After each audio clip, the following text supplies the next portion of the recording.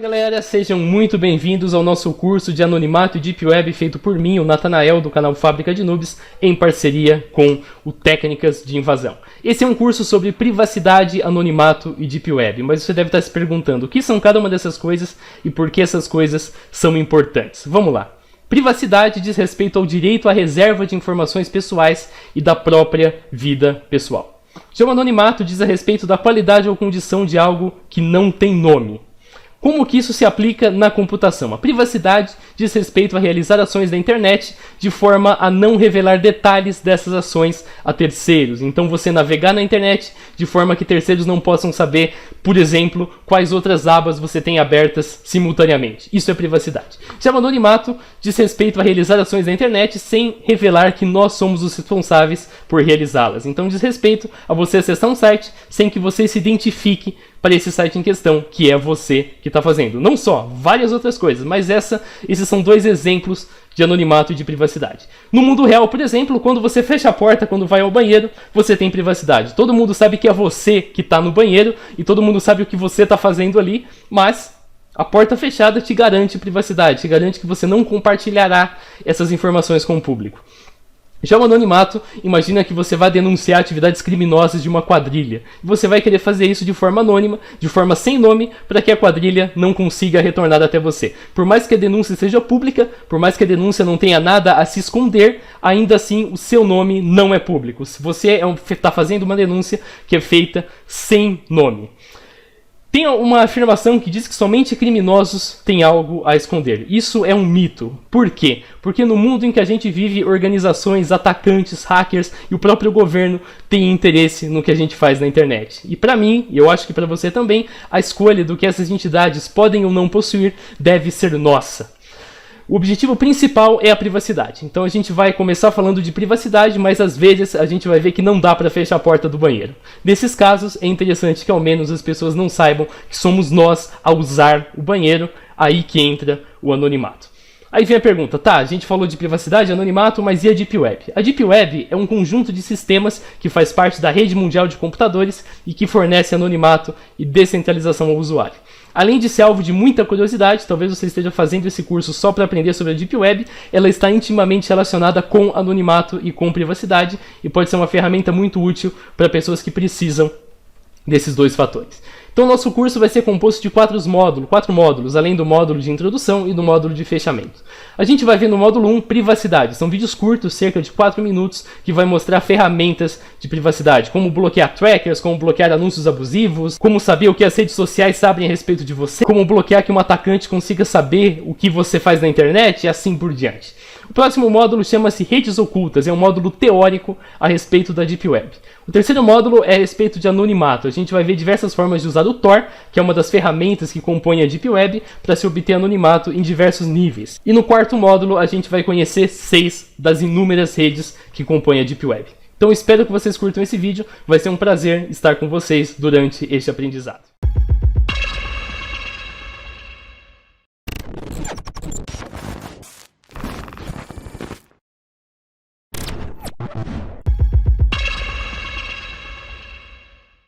Vamos falar então agora a respeito da guia anônima. Guia anônima é aquela famosa guia que eu acesso apertando, Ctrl Shift N. Deste jeito aqui. Ctrl Shift N é o atalho padrão para todos os navegadores e você vai aparecer uma coisa desse tipo, janela privada. Navegar em uma janela privada significa que suas pesquisas, sites visitados, cookies e arquivos temporários não ficarão salvos no Vivaldi ou em qualquer outro navegador. Então isso normalmente as pessoas usam para acessar coisas que elas não querem que outras pessoas saibam que elas estão acessando. Mas aqui a gente tem que colocar um belo porém, porque não é bem assim. A gente tem que entender o que exatamente a guia anônima faz. Aliás, o nome guia anônima é um nome muito infeliz para isso aí, porque essa guia não é anônima. Tudo que ela faz é não armazenar cookies ou histórico de sessão no seu navegador, de forma que ela oculta essas informações de outras pessoas que tenham acesso ao seu navegador. É somente isso que ela faz. Ela não serve como ferramenta de anonimato, porque ela não encripta sua conexão, ela não oculta seu endereço de IP, ela não oculta o que você faz no seu provedor de internet, e ela também não evita que programas instalados na máquina verifiquem o que você está fazendo. Então, se tiver uma ferramenta, sei lá, de controle dos pais, por exemplo, na sua máquina,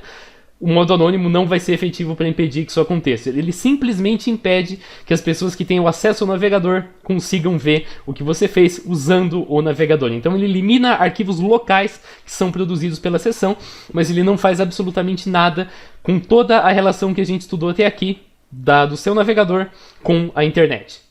Repetindo mais uma vez, ele não vai ocultar o seu IP. Então o site vai ter o seu endereço de IP e o site vai saber perfeitamente que você acessou aquilo lá. Ele não vai fazer o processo da VPN, que seria encriptar a conexão. Então o seu provedor vai continuar sabendo o que você está enviando sem problema nenhum. Ele não vai garantir que tudo passe com HTTPS. Ele não vai criptografar sua conexão. Isso também não vai acontecer. Então é basicamente isso. Esse foi o vídeo. Em breve a gente se vê. Falou!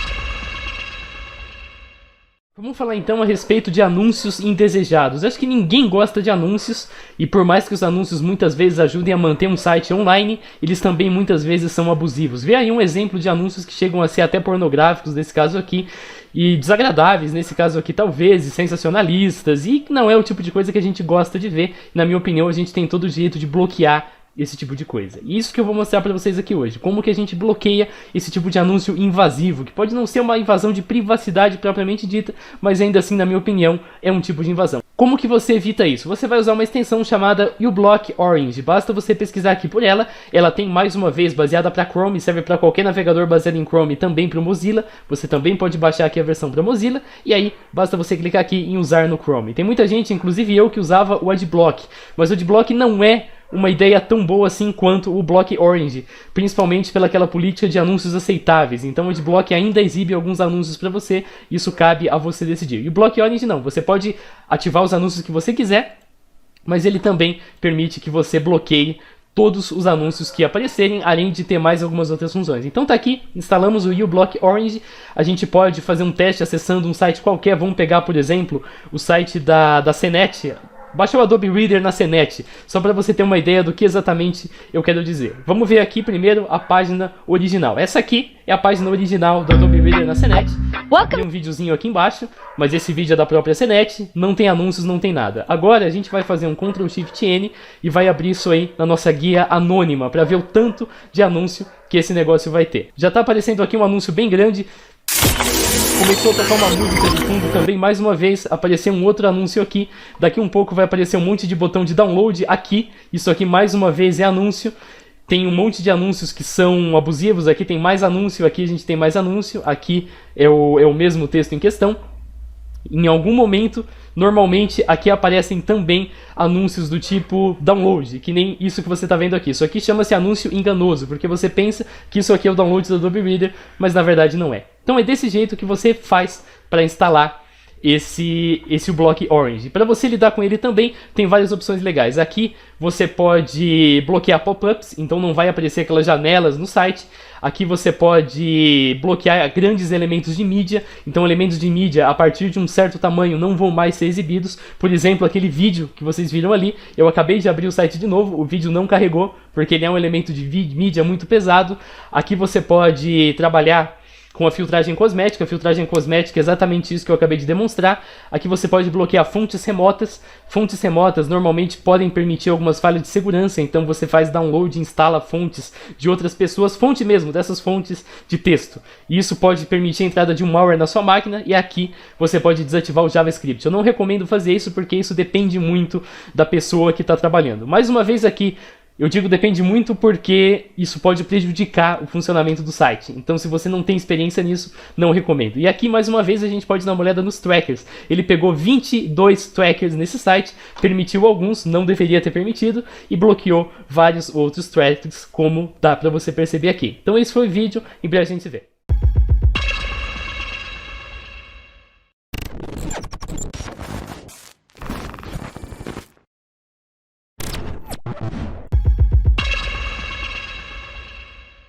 Vamos falar então a respeito de trackers. Um tracker é um recurso presente num site que registra a sua atividade online. Como assim? A partir do momento em que você acessa um site, esse tracker está obtendo as abas que você tem abertas no navegador, está obtendo as contas que você tem logadas. E o que ele faz com isso? Ele pega essas informações, monta um perfil, com base até talvez no endereço de IP, e depois vende esse perfil para companhias que trabalham com anúncios. Então essas companhias vão pegar esse perfil, vão ver quais os anúncios são mais adequados para serem exibidos por esse perfil e vão exibir sempre que identificarem aquela conexão sendo feita, aquele endereço de IP, por exemplo. A gente já viu como camufla IP, mas vamos ver como que a gente bloqueia esses trackers. Tem uma extensão chamada Privacy Badger, que seria furão da privacidade, furão aquele animal. E você pode instalar ela para qualquer navegador baseado em Google Chrome ou qualquer navegador baseado em Mozilla. Para isso, eu vou instalar aqui no Vivaldi, mas o processo é análogo para o Mozilla, basta você vir aqui e clicar na página aqui da extensão e clicar em usar no Chrome. Feito isso, você manda adicionar a extensão, mesmo se você não tiver no Chrome, se você está no navegador baseado em Chrome, não tem problema nenhum, ele vai funcionar do mesmo jeito. Uma vez feito isso, a extensão vai estar instalada, já apareceu aqui, obrigado por instalar o Privacy Badger, e aqui nós temos o Privacy Badger aparecendo aqui em cima. Bom, acabei de instalar aqui o Badger, vamos fazer um teste. Vamos atualizar a página do Google Chrome da extensão, ele vai dizer pra gente que não tem nenhum rastreador detectado. Agora vamos fazer outro teste. Vamos vir aqui e vamos pesquisar por Speed Test, que é um site que eu sei que tem bastante tracker. Aí a gente clica aqui no primeiro resultado, que é um teste de internet. Vou mandar testar minha internet para vocês verem que bloquear tracker não interfere em absolutamente nada nesse quesito aqui. Ele vai continuar testando a minha internet normalmente. Agora, conforme você pode ver aqui, ele abriu pra gente um monte de tracker. c.hzeds.com, c.amazonadsystem.com, securepubAds.doubleclick.net. Tudo aqui tem ads no meio, você já tem certeza que isso aqui é anúncio. Esse Google Analytics aqui, ele coleta informações sobre o que você faz no site, mas não necessariamente para anúncio. Às vezes ele pega informação sobre as pessoas que acessam. Isso aqui pode ser que seja um falso positivo. SecureUs.imrworldwide.com, talvez seja um falso positivo. Agora vamos pesquisar aqui, esse Scorecard Research, para ver do que exatamente esse negócio se trata. Tá aí, o meu teste de conexão foi feito normalmente, sem problema nenhum. Um serviço que faz parte da comunidade, um serviço de mercado, então ele já está trabalhando com anúncios propriamente dito. E você pode fazer esse teste, pesquisar aqui a respeito de qualquer coisa que você encontrar aqui, para ver exatamente do que se trata. Vamos ver esse zdbb.net, o que exatamente corresponde a esse zdbb.net. Pesquisando aqui, nenhuma informação disponível, mas provavelmente vai ter alguma coisa dizendo que trata-se também de uma empresa que fornece anúncios. E como exatamente que isso funciona? Imagina que eu trabalho com Arduino, o que é verdade. Então eu abro várias coisas sobre Arduino. Eu pesquiso acessórios para Arduino, pesquiso como fazer uma determinada coisa no Arduino, pesquiso erros de Arduino e assim por diante. E aí, por acaso, eu acesso esse site e tem um monte de página aqui aberta sobre Arduino. A minha internet está bem lenta hoje, por sinal. Assim que eu acessar esse site, ele vai registrar o Nathanael não, esse número de IP aqui acessou um monte de coisa sobre Arduino. Então quando eu acessar a Amazon, por exemplo, o serviço aqui da Amazon vai me exibir imagens e anúncios de taco de golfe. Não, vai me exibir anúncios de Arduino. E aí eu vou pensar, que droga, eu preciso de Arduino, isso aqui está me anunciando Arduino. Eu acho que isso é uma invasão de privacidade, é o que muita gente pensa e por isso que eu exibo isso aqui para vocês.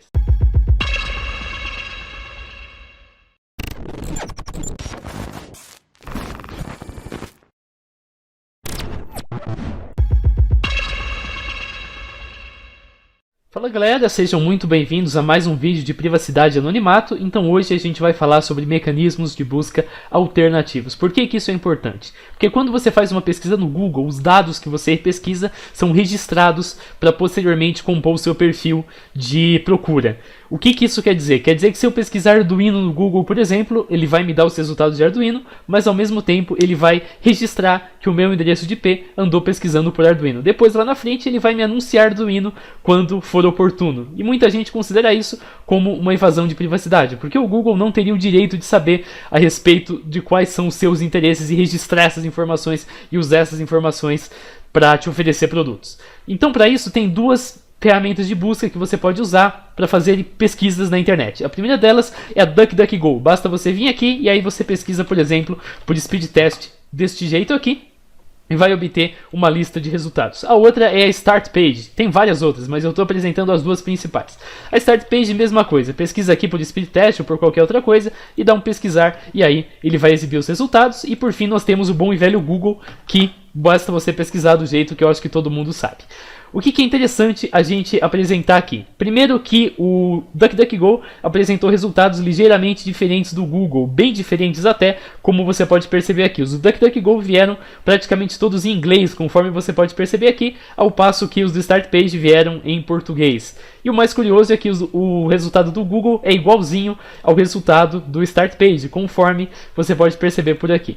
Por que eu estou falando isso para você? Por que isso é importante? Porque tem diferenças na forma como essas duas engines funcionam, esses dois motores de busca. No caso do StartPage, nenhum tipo de dado é armazenado, nenhum termo é exibido no histórico. Como assim? Se você acessar o histórico de navegação, você vai ver que não dá para perceber que eu pesquisei speed test. Aqui, StartPage não mostra que eu pesquisei speed test. Está startpage.com/do/search e não tem nada. Já no DuckDuckGo aparece aqui, speed test. Aparece indicando que eu andei pesquisando por speed test deste jeito aqui. Então essa é a primeira diferença entre o StartPage e o DuckDuckGo. O DuckDuckGo deixa registros do que você pesquisa no seu computador. O StartPage não faz isso. O StartPage não marca aqui. E o mais interessante ainda do StartPage é que ele elimina metadados e faz a solicitação de busca para o Google. Então o resultado do StartPage é exatamente o mesmo resultado do Google, só que sem a espionagem em cima de você, porque ele vai pegar os metadados, todas as informações que te identificam, vai tirar e vai mandar a busca para o Google sem essas informações. O que o Google vai armazenar é o que o StartPage está buscando e não o que você está buscando, e portanto você se livra dessa invasão de privacidade do lado do Google. O que acontece com o DuckDuckGo? Ele tem uma política bastante transparente, mas ele armazena históricos de forma não agregada, ou seja, não dá para ligar isso aí diretamente a você, mas ainda pode ser armazenado. Ele também exibe os termos buscados no histórico. É por isso que eu recomendo o StartPage no lugar do DuckDuckGo, porque com isso você não está usando um motor de busca diferente, você está usando exatamente o mesmo motor que ainda é o Google, mas você está se livrando de toda a parte da espionagem que o Google pode fazer sobre você. Então esse foi o vídeo.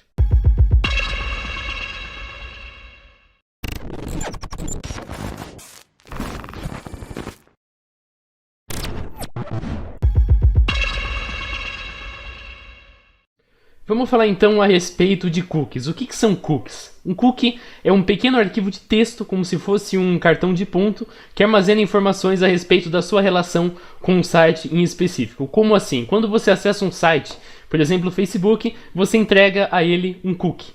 O Facebook vai trabalhar com esse cookie enquanto você estiver logado, e quando você sair, simplificando bastante, ele vai te devolver esse cookie. A partir daí, quando você acessar novamente o Facebook, você vai dar o mesmo cookie, o Facebook vai trabalhar com aquele cookie, vai observar as informações que ele já escreveu naquele cookie e vai te devolver o cookie no final. O cookie armazena o quê? Preferências de configuração em geral, tema, cores, se você gosta de deixar a guia de bate-papo aberta ou fechada, esse tipo de informação. Histórico de acessos e número de visualizações em que você fez em determinado site, horários inclusive. Isso é registrado no cookie, pode ser registrado. Logins e senhas salvas, também, em algumas situações. Agora, muita gente considera que um cookie por si só já seria uma invasão de privacidade, porque você vai estar fornecendo uma espécie de cartão de ponto mesmo para o site toda vez, e tem gente que não acha que seja legal o site manter esse cartão de ponto seu armazenado ali para você usar toda vez. Como que você soluciona esse problema? Apagando os cookies toda vez que você sai do site. Tem uma extensão para isso chamada Cookie Auto Delete. Essa extensão remove os cookies imediatamente após o usuário sair do site em questão ou imediatamente após ele encerrar a sessão.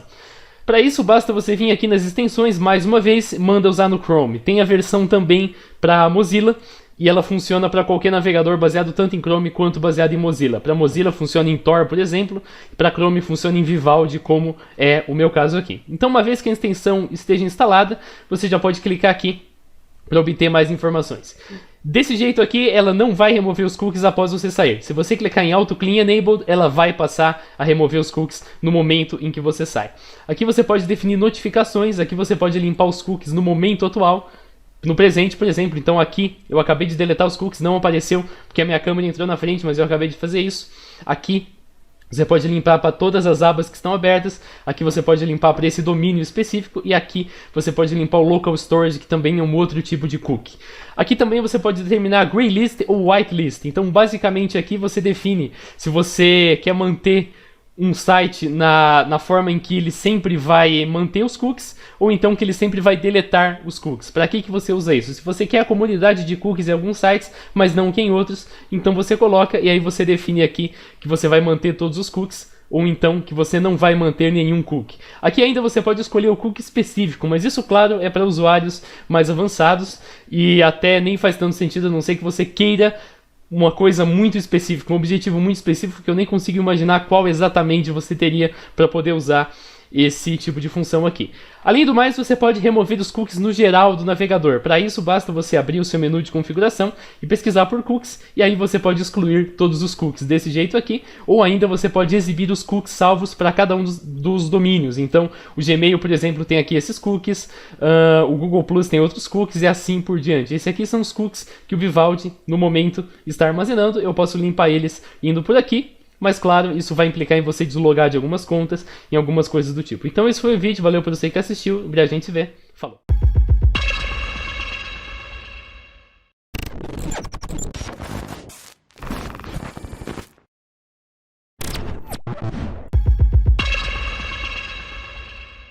Fala galera, bem-vindos a mais uma aula do curso de Deep Web e Anonimato. Então hoje a gente vai falar a respeito de transações comerciais que envolvem dinheiro e de como que essas transações podem se tornar mais privadas do que elas já são. Então a maioria dos métodos que a gente usa hoje são nominais. Como assim? Cartão de débito, débito em conta, cartão de crédito, PayPal, PicPay, todos eles são associados ao seu nome. Então quando eu compro alguma coisa pelo PayPal, vem lá que foi o Nathanael que comprou. Quando eu compro alguma coisa pelo cartão de crédito, vem lá que foi o Nathanael que comprou e assim por diante. Tem uma forma de se fazer pagamentos online e até mesmo presencialmente, sem que o pagamento seja atrelado ao seu nome, sem que seja possível saber que fui eu que comprei aquela coisa. Isso é feito por criptomoedas. E aqui a gente vai dar uma introdução a respeito de criptomoedas. A gente não vai fazer um curso de criptomoedas, mas depois eu vou mostrar para você onde que você encontra esse curso gratuito feito por mim. O termo criptomoeda engloba todo um conjunto de tecnologias que gerenciam uma coisa chamada moeda virtual. Nesse vídeo aqui a gente vai estudar essa tecnologia com dois exemplos, o Bitcoin e o Monero.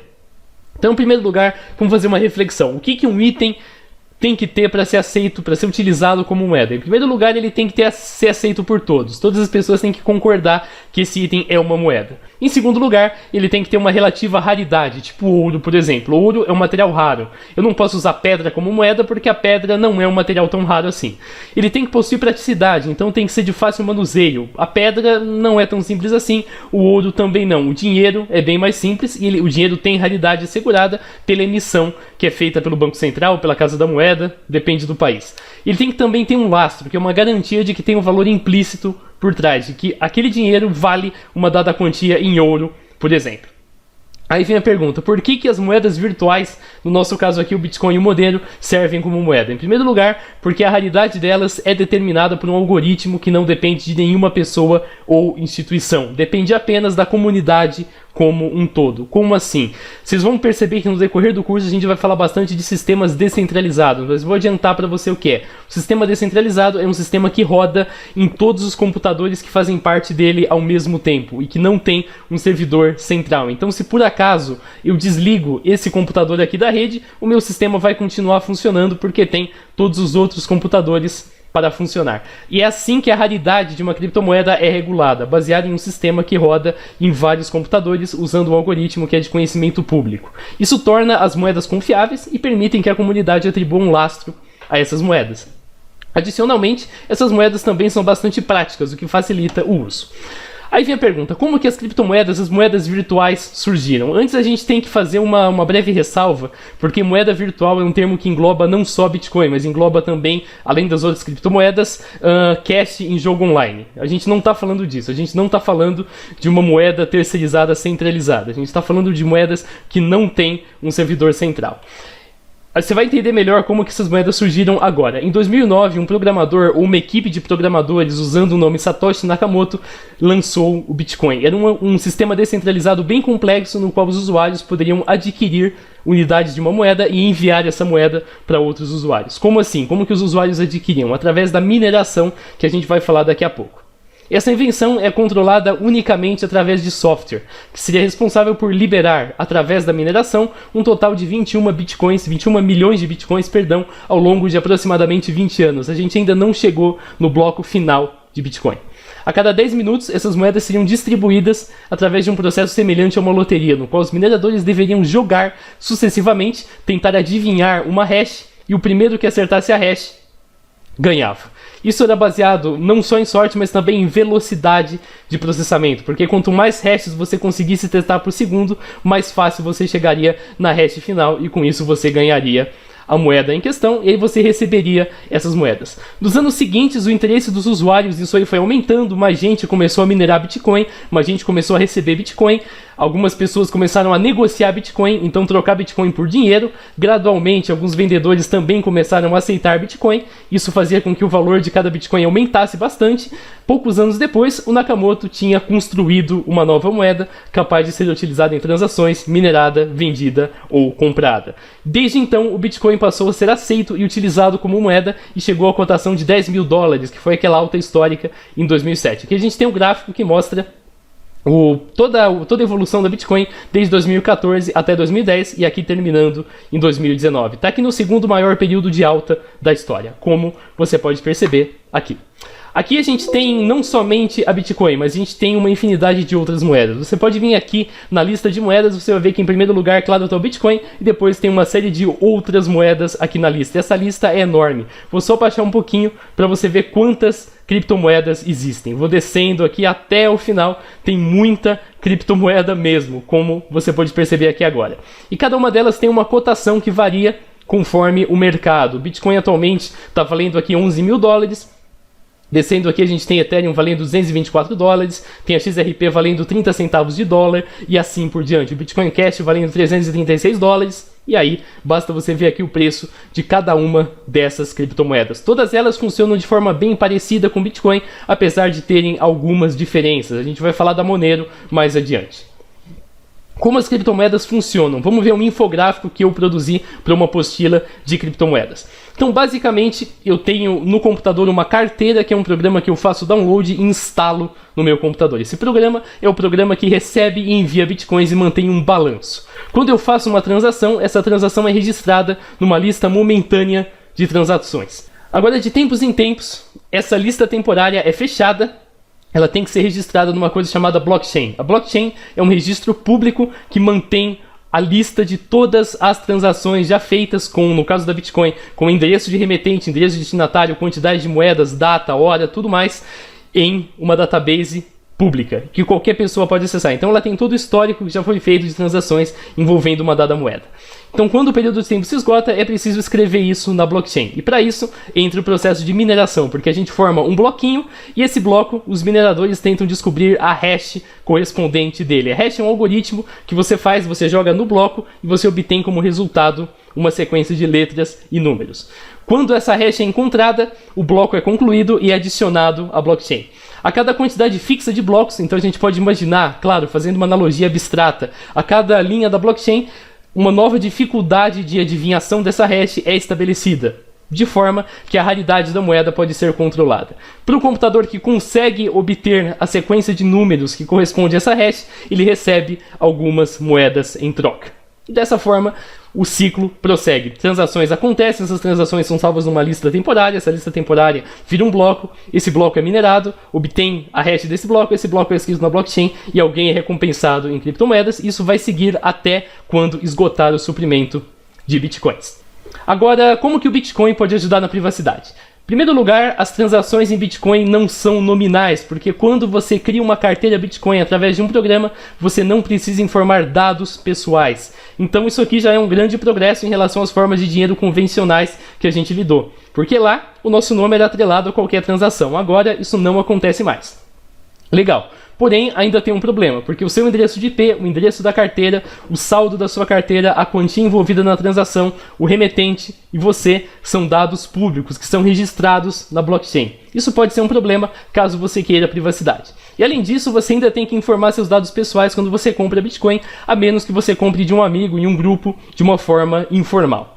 Agora tem uma outra moeda chamada Monero. Essa moeda tem aqui na página de criptomoedas, basta você pesquisar aqui por Monero, você vai ver que a cotação dela é de $95, o que não torna ela pior de jeito nenhum. Cotação não é um indicador se a moeda é boa ou ruim, mas o Monero pode ajudar de várias formas. Primeiro, o remetente e a quantia envolvidas na transação não são públicos. vão informações para a blockchain, mas essas informações são privadas. O endereço de IP do remetente também não é público e o saldo também não é público. Isso ajuda inclusive na sua segurança física, porque se você tem um comércio e você aceita Bitcoin, qualquer pessoa pode ver quantos Bitcoins você tem no seu saldo, no saldo do seu comércio, e isso pode interferir na sua segurança, porque alguém pode te assaltar e roubar o HD que tem a chave da Bitcoin.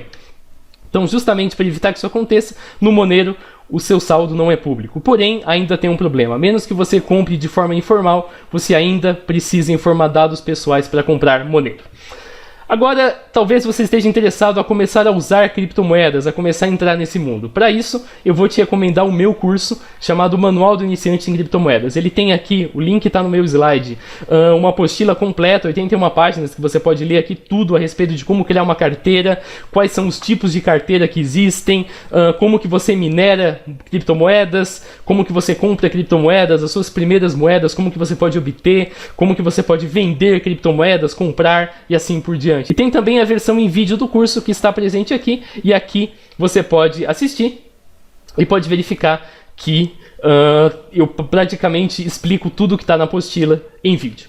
Então esse foi o nosso vídeo, espero que você tenha curtido.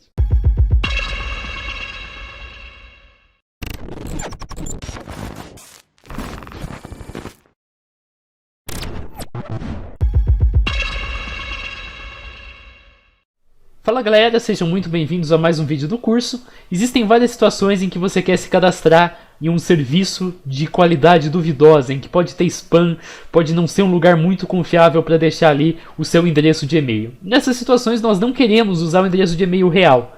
Então qual que é a possibilidade de você ainda fazer cadastro nesse serviço sem usar o seu e-mail real? Ou ainda naquelas situações em que você quer fazer algum tipo de comunicação na qual você não quer usar um e-mail que possa ser associado ao seu nome. Como que você faz para continuar com essas comunicações? Tem duas possibilidades. A primeira, você vai fazer uma opção totalmente descartável. Como assim? É um e-mail feito para durar minutos. Por exemplo, o Guerrilla Mail, o Temp Mail e o Mohamal, deste jeito aqui. Esses três endereços aqui permitem você, esses três sites, né, permitem você criar um endereço de e-mail que vai durar pouco tempo. Esse aqui dura 60 minutos, esse aqui, se eu não me engano, dura cerca de 24 horas, e esse aqui dura 40 minutos. Dura menos, na verdade. Se eu renovar, você vai ver que ele vai durar 45 minutos aqui. Então esses três recursos aqui permitem você obter com poucos cliques, sem nenhum cadastro, um endereço de e-mail novinho em folha. Eu vou até atualizar para você ver que não precisa fazer mais nada além de simplesmente acessar. E você vai ver que você vai receber o endereço de e-mail aqui desse tipo, kashida@allmail.net, ou então esse monte de letra aqui @sharklasers.com, ou então isso aqui @gmail.com. Vamos fazer um teste então. Vamos escrever um e-mail para 3 destinatários, para esses 3 aqui. Então vamos lá. Eu vou colar aqui o meu primeiro endereço. Eu vou colar aqui o meu segundo endereço. E eu vou colar aqui o meu terceiro endereço. Desse jeito aqui. Aí eu vou escrever assunto teste. E aqui eu vou escrever teste 1, 2, 3. E vamos mandar enviar. Vamos ver quanto tempo vai levar para esses e-mails chegarem aqui nos 3 lugares. Então o Guerrilla Mail vai atualizar em 4 segundos. Esse aqui tem que atualizar com um botão, então você manda atualizar, e esse aqui você dá aqui um renew para ver o que vai acontecer. Vamos ver quanto tempo vai levar para o nosso e-mail chegar nos 3 lugares. Um primeiro aqui já chegou, já está aqui, então você pode acessar e você vai ver que tem aqui um resultado. Você pode ler o conteúdo da mensagem, está aqui teste 1, 2, 3. O Temp Mail, daqui um pouquinho ele vai chegar, às vezes demora um pouco mais para chegar, e o Guerrilla Mail acabou de chegar, basta você acessar, está aqui teste 1, 2, 3. Vamos ver lá o Temp Mail como que está demorando. O Temp Mail está demorando um pouquinho mais do que o normal. Isso é até normal que aconteça, não tem problema nenhum. Basta você ficar atualizando que daqui um pouquinho ele chega. Vamos ver mais uma vez.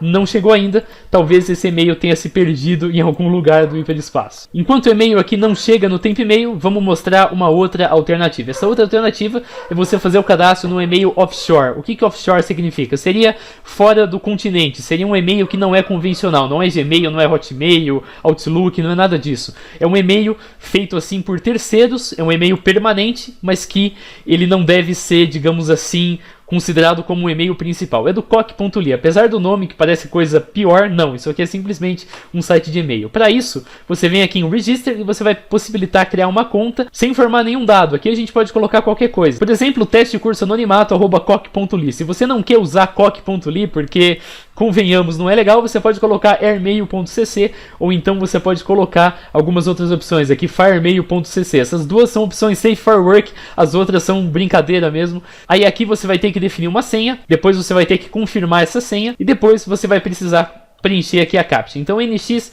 PX, e eu acho que isso é um R, você concorda aqui com os termos, desmarca concorda com os termos, né? Desmarca essa caixa aqui embaixo, manda registrar. Se der tudo certo, ele vai proceder e vai criar o nosso e-mail, e aí você pode enviar e receber e-mail usando essa caixa de entrada. Tá aqui, já fizemos isso. Para você escrever e-mail, você vem aqui em webmail nessa opção.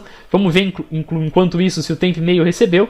Parece que não, parece que a nossa mensagem aqui foi parar no hiperespaço, mas acontece às vezes, então esse é um problema, foi até bom de acontecer pra gente exibir. Às vezes isso não funciona, às vezes não dá para você enviar um e-mail. Para fazer o cadastro, você vai acessar esse endereço aqui, que é o webmail, e vai clicar em login, e com isso ele vai proceder para fazer o login na sua caixa de entrada. Uma vez estando aqui, você pode mais uma vez escrever e enviar e-mail. Vamos mais uma vez escrever o endereço de e-mail agora para o nosso, acho que era teste curso anonimato @airmail.cc. Aí vamos lá, vamos colocar aqui teste e vamos mais uma vez escrever teste desse jeito aqui e vamos mandar o enviar. Vamos ver se ele vai enviar com sucesso. Mensagem enviada. Daqui um pouco a mensagem é para chegar aqui. Qualquer coisa basta você atualizar que você vai ver que daqui um pouquinho a mensagem já vai aparecer na caixa de entrada. Então tá aqui, a mensagem acabou de chegar conforme você pôde perceber aqui. Então tudo foi feito com sucesso. Nesse vídeo aqui a gente aprendeu a como criar e lidar com e-mails descartáveis. Isso aqui não é um endereço de e-mail que você tem que usar para suas coisas principais. Você não vai usar isso para negócios, você não vai usar isso para faculdade. Você vai usar para serviços em que você quer privacidade em relação ao seu endereço de e-mail, para você não ser inundado com spam, com essas coisas. Por que não é legal usar um e-mail desse para uma coisa séria? Basicamente porque esse e-mail é mantido por uma organização que não é tão confiável assim. Não tem nenhuma garantia que essa organização vai existir amanhã, vai existir depois de amanhã e assim por diante. O Google ou o Microsoft tem mais garantia que isso vai acontecer, então tem mais garantia que o seu e-mail vai ser mantido. Nesse caso aqui, pode ser que não. Então não é recomendado você usar um e-mail desse. E outra coisa também, não é legal você usar esse e-mail para enviar coisas, porque se você envia, pode ser que isso caia na caixa de spam, então a pessoa nunca vai receber esse e-mail na verdade. Esse foi o vídeo, valeu por você que assistiu.